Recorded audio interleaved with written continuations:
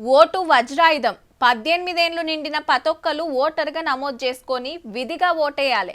ఓటును అమ్ముకోకు, ప్రశ్నించే హక్కును కోల్పోకు. ఎందుకు ఓటేయాలని ఊకుంటే 5 ఏళ్లు నోరు మూసుకొనే ఉండాలి.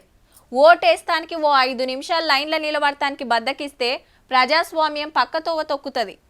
ఓటు మీకొక వరం, వదులుకోవద్దు. ఓటు మీదైన స్వరం, మౌనంగా ఉండొద్దు. గీసొంటి సుద్దులు ఎన్ని చెప్పినా పోయేటోళ్ళు పోతారు, పోనోళ్ళు పోరు. కానీ ఇది జూబ్లీహిల్స్ ముచ్చట కాదుల్లో, బీహార్ కహానీ. ఏమో అనుకున్నా మీ తాబక్ బీహార్ వాళ్ళు బిర్రు మీదనే ఉన్నారు.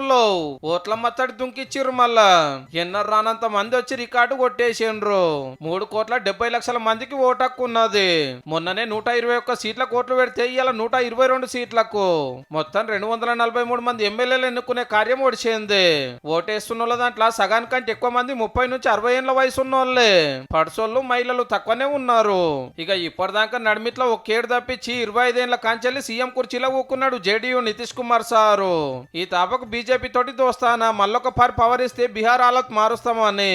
అటురోకు ఆర్జేడీ, కాంగ్రెస్ ఒక గ్రూపు రాష్ట్రాన్ని నాగం చేస్తున్నారు. మాకు ఒక్క ఛాన్స్ ఇస్తే ఏలువాడు అంటేందో చూపిస్తామని బగ్గనే ప్రచారం చేసిండ్రు. ఓట్ల దొంగతనం భాగవతం బయటేస్తే అదొక రచ్చ అయ్యింది.